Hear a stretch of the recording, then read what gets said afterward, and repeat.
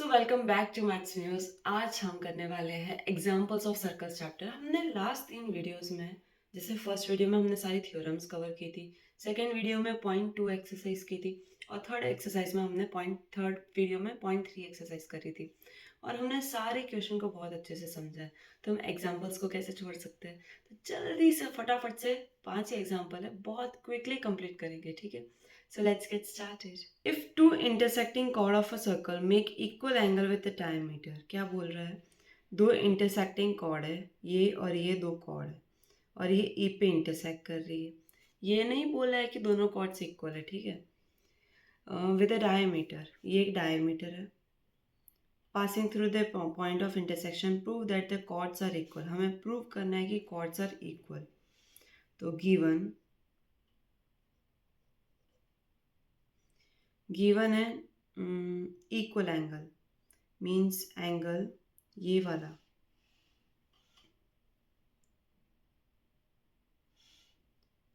Angle 1 is equals to angle 2, ठीक है। To prove क्या करना है हमें, A B is equals to C D. तो प्रूफ स्टार्ट करते हैं। देखो, अगर मुझे इन दोनों ट्राइंगल को कॉन्ग्रुएंट प्रूव करना है तो मैं कैसे कर सकती हूँ, उसके लिए मैं थोड़ा सा ना एक प्री स्टेप लूँगी। प्री स्टेप क्या होगा,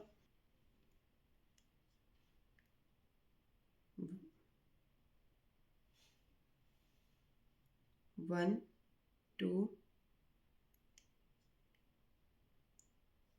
three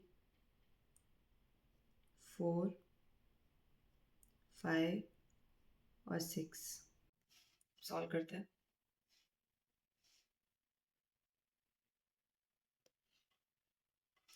angle 1 is equals to angle 2 तो है ही।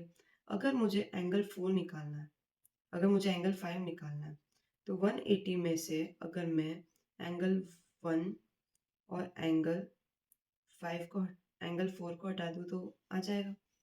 और अगर मुझे एंगल 6 निकालना है तो 180 में से एंगल 2 और 3 को हटा दो तो आ जाएगा, ठीक है। Triangle sum property, angle 5 is equals to 180 minus, यहाँ पे 1 और 2 इक्वल है, ठीक है, और 4 90 डिग्री है, तो 1 प्लस 90 डिग्री लिख सकती हूँ। तो 180 माइनस 90, अगर मैं इसको सॉल्व करूँगी तो ये होगा ऐसा, इट मीन्स 90 माइनस एंगल 1, और यहाँ पे angle 6 is equals to 180 minus angle 2 minus angle 3 की वैल्यू कितनी है, 90 डिग्री, तो ये हो जाएगा 90 माइनस एंगल 2, और एंगल 2 और एंगल 1 इक्वल है, तो मैं क्या लिख सकती हूँ, 90 माइनस एंगल 1। तो इस हिसाब से फ्रॉम फर्स्ट एंड सेकेंड मैं क्या बोल सकती हूँ, angle 5 is equals to angle 6। क्यों, फ्रॉम 1 एंड 2, ठीक है। दोनों ही 90 माइनस एंगल 1 है, मतलब दोनों इक्वल होंगे। अब लेते हैं दोनों triangle. In triangle O E L and triangle O E M, पहली चीज O E is equals to O E, दूसरी चीज angle angle angle 2 is equals to angle 1, क्यों, गिवन है। तीसरी चीज angle 5 is equals to angle 6 from 3। अब देखो, मैं चाहती तो मैं इसको थर्ड और फोर्थ को भी इक्वल बता सकती थी, तो भी ए एस प्रॉपर्टी यूज होती, बट नहीं, ऐसा नहीं होता है। दो एंगल्स के बीच में एक साइड आनी चाहिए, एक दो और बीच में साइड, तब जाके हम ए एस ए प्रॉपर्टी यूज कर सकते हैं, ठीक है। ये चीजें मैं तुम्हें ट्राइंगल्स चैप्टर में अच्छे से समझाऊंगी। By A S A property, triangle OEL is congruent to triangle OEM, ठीक है। एंड बाइसिपिसिटी सिम्प्लिसिटी से हम क्या बोल सकते हैं, O L is equals to O M, congruent part of corresponding part of congruent triangles. ठीक है, अब देखो हमने प्रूव किया कि ये चीज़ और ये चीज़ इक्वल है, मतलब इक्वी डिस्टेंट है। तो हम क्या लिख सकते हैं, chords equidistant from center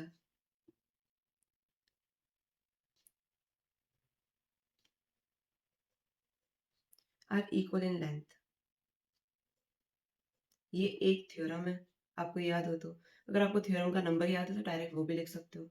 so A B is equals to C D, ये हमें प्रूव करना था। क्लियर, नेक्स्ट क्वेश्चन पे आते हैं। In figure A B is a diameter of circle, A B diameter है तो मतलब ये रेडियस हुई। अब देखो ये अगर रेडियस है तो ये ये और ये इक्वल होगी क्योंकि सभी रेडियस है। ठीक है, CD is a chord equal to the radius, ये भी इक्वल होगी। Okay, AC and BD when extended intersect at point P, हमें AEB मतलब इसकी वैल्यू 60 डिग्री प्रूव करनी है। ठीक है, कैसे करेंगे, सबसे पहली चीज, अगर सबसे पहली चीज हम क्या बोलेंगे, ये 90 डिग्री है। क्या 90 डिग्री है, देखो ये जो चीज है इसकी वजह से एक एंगल बन रहा है। ठीक है, इस कॉर्ड की वजह से एक एंगल बन रहा है और डायमीटर की वजह से बन रहा है। तो angle A C B is equals to 90 degree is equals to B C E. ठीक है, क्यों, क्योंकि angle on arc from diameter,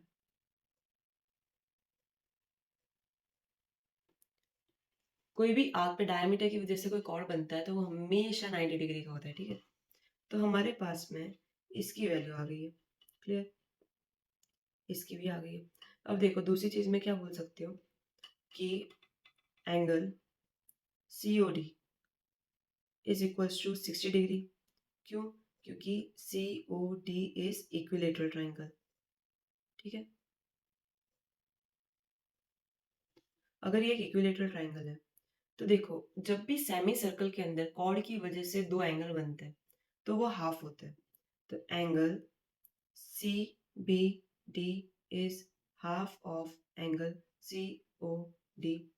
ये थ्योरम है और थ्योरम का फॉर्चुनेटली मुझे नंबर भी याद है तो मैं नंबर भी लिख सकती हूँ। ठीक है, half of COD, COD means 60,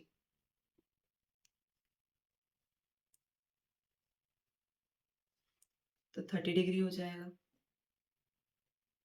अब देखो मेरे पास में इसकी वैल्यू आई थी 90 डिग्री। ठीक है, इसकी वैल्यू आई है कितनी, 30 डिग्री, इसकी 90, इसकी 30, तो तीसरे वाले एंगल की वैल्यू ट्राइंगल सम प्रॉपर्टी से निकाल सकती हूँ मैं। In triangle CBE, angle C, angle B और एंगल E का सम 180 डिग्री होना चाहिए। C है 90 डिग्री, B है 30 डिग्री और E हमें पता नहीं है, वही हमें प्रूव करना है। तो angle E is equals to 180 minus 120 which is 60 degree, हमें यही तो प्रूव करना था। ठीक है, क्लियर, नेक्स्ट क्वेश्चन पे आते हैं। ABCD is a cyclic quadrilateral, given है कि एक साइक्लिक क्वाड्रिलेटरल है। AC and BD are diagonals. अब यहाँ पे कुछ वैल्यूज दे रखी है, वो वैल्यूज लिख देते हैं पहले।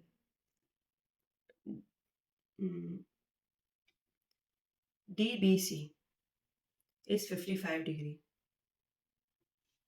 BAC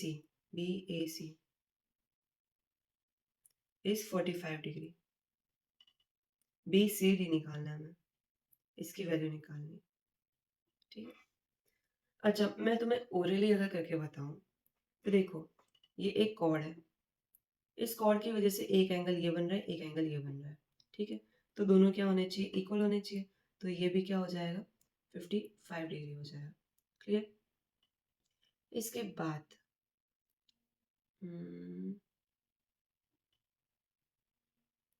ये 45 डिग्री है। अब देखो ये एक कॉर्ड है जिसकी वजह से एक एंगल बन रहा है ये और एक एंगल बन रहा है ये, तो ये और ये क्या होने चाहिए, इक्वल होने चाहिए। अगर ये 45 है तो ये भी क्या होना चाहिए, 45 डिग्री। ठीक है, हमें जो निकालना था ना वो था B C D. B C D means ये वाली चीज़। ठीक है, तो सिंपल सी चीज़ है, एंगल बी सी डी जो होगा वो एंगल ए के साथ में अगर मैं सम करूँगी उसका तो 180 डिग्री आना चाहिए। क्यों? क्योंकि ए बी सी डी क्या है, एक साइक्लिक क्विड्रिलेटरल है। ठीक है, तो एंगल ए 55 प्लस 45 है। बी सी डी को शॉर्ट में मैं सी लिख रही हूँ। ठीक है, 180 माइनस 55 60 प्लस 40 100, तो 180 माइनस 100 कितना होगा, 80 डिग्री। तो कुल मिला के we will get angle C की value as 80 degree. Let's get to the next question. Two circle intersect at 2 points A and B. दो सर्कल्स है जो ए और बी पॉइंट पे इंटरसेक्ट कर रहे हैं, and diameter of two circles, ये दो डायमीटर है सर्कल के। Prove that B lies on the line D C, B D C पे आ रही है, ये हमें प्रूव करना है।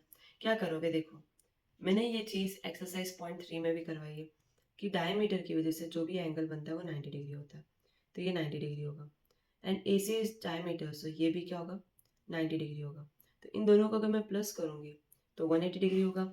मतलब बी जो है वो लीनियर पेयर बना रहा है, तो कुल मिला के बी डी सी पे लाया कर रहा है। ठीक है, तो ये चीज़ आपको लिखनी होगी अपने तरीके से, and which is very easy. चलो एक काम करती हूँ, मैं लिखना भी बता ही देती हूँ। A D is diameter, given to proof तो लिख ही सकते हो ना, मैं डायरेक्ट प्रूफ से स्टार्ट कर रही हूँ। A D is diameter, so angle 1 ले लेते इसको, एंगल 1 और ये angle 2, so angle 1 is equal to 90 degree. क्यों? क्योंकि angle from diameter is always 90 degree. फिर AC इज ऑल्सो डायमीटर, और AC डायमीटर है और AC की वजह से एंगल 2 भी क्या हो जाएगा, 90 डिग्री हो जाएगा। एंगल B जो है वो 1 प्लस 2 है, means 90 plus 90 means 180 degree. It means angle B अगर 180 डिग्री है, so DBC is a linear line, या लीनियर पेयर बोल देते हैं। अगर एक लीनियर पेयर है तो hence B lie on DC। Clear? Next, अच्छा this is the last example of this chapter, और इसमें पता नहीं क्यों हर कोई कंफ्यूज होता है, which is not a big deal, मतलब ठीक है ईजी है। तो सॉल्व करना स्टार्ट करते हैं, इसको समझाती हूँ पहले। एक क्वाड्रिलेटरल है, prove that quadrilateral form if possible by the internal angle bisector. हमने इस एंगल का बाइसेक्टर करा है, मतलब this angle is equals to this, this equals to this, this is equals to this, and this is equals to this. ठीक है, जो line बनाई है ना वो एंगल को बाइसेक्ट कर रही है। तो हमें प्रूव करना है कि ये जो क्वाड्रिलेटरल बन रहा है बीच में, अगर कोई क्वाड्रिलेटरल बन रहा है तो ये एक साइक्लिक क्वाड्रिलेटरल है, ये प्रूव करना है। इसके लिए हमें ऑपोजिट एंगल का सम 180 डिग्री लाना होगा। लेट्स अज्यूम हम ये एक ट्राइंगल लेते हैं। ठीक है, अगर ये हम एक ट्राइंगल ले रहे हैं, ये क्या होगा, ये होगा हाफ ऑफ एंगल ए, ये होगा half of angle B. Angle 1 is equal to half of angle A, angle 2 is equal to half of angle B, और angle E which is third angle, angle 1 plus angle 2 plus angle 3 is equal to 180 degree होना चाहिए। ठीक है, अगर ये 3 है तो ये भी 3 होना चाहिए ना, लाइक अगर ये x है तो ये भी x होना चाहिए वर्टिकली ऑपोजिट एंगल की वजह से। तो ले लेते हैं x is equal to 180 degree, x is equal to 180 minus angle 1 plus angle 2, 180 minus half of angle A plus angle B. ठीक है, ठीक वैसे ही इस वाले ट्राइंगल में इसको मान लेते हैं 3, इसको मान लेते हैं 4। तो एंगल 3 प्लस एंगल 4 प्लस इसको मान लेते हैं y is equals to 180 degree. तो y is equals to 180 minus angle 3 plus 4, 180 minus half of angle 3 क्या है, एंगल बी का हाफ है और ये एंगल सी का हाफ है। अच्छा ये मैंने थोड़ा सा मिस्टेक कर लिया, एंगल डी है यहाँ। ठीक है, तो अगर मैं x और y का कॉम्बिनेशन लूँ, ये भी y होगा, मुझे x और y को कैसे भी करके 180 डिग्री प्रूव करना है, तभी जाके साइक्लिक होगा। तो इन दोनों का सम तो करना ही पड़ेगा। तो कुल मिला के फर्स्ट और सेकेंड को मैं कंबाइन कर रही हूँ, एडिंग फर्स्ट एंड सेकेंड। तो x plus y is equals to 180 minus half of a plus d plus 180 minus half of angle b plus c। ठीक है, अब देखो x plus y is equals to 180 plus 180 हो जाएगा 360 minus half angle a angle d angle b और angle c का सम। अच्छा चारों एंगल का सम कितना होता है, ऑलवेज 360 डिग्री।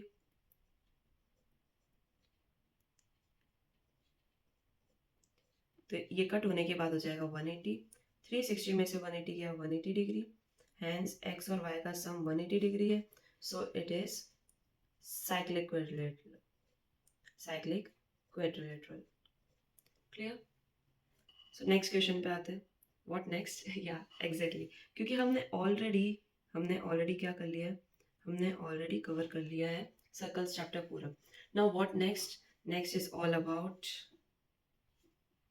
ट्राइंगल्स। और ट्राइंगल्स में हम क्या करेंगे, ट्राइंगल्स में सबसे पहले थ्योरम्स तो करने की जरूरत नहीं है, तो exercise point 1, point 2, point 3 and then examples. तो 4 वीडियो में ट्राइंगल्स चैप्टर फटाफट से कंप्लीट करेंगे। Thanks for watching and stay tuned for the next video. अगर आपको वीडियो यूजफुल लगी है, make sure to like, subscribe and comment.